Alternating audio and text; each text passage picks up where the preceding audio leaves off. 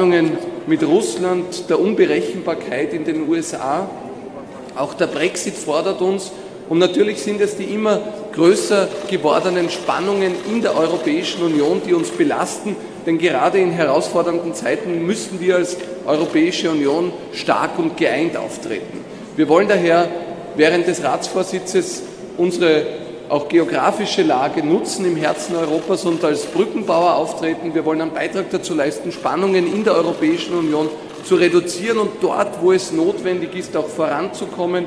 Das ist aus unserer Sicht vor allem der Außengrenzschutz. Die Menschen erwarten sich eine Europäische Union, die schützt, die Sicherheit gibt, die Ordnung und Stabilität bietet.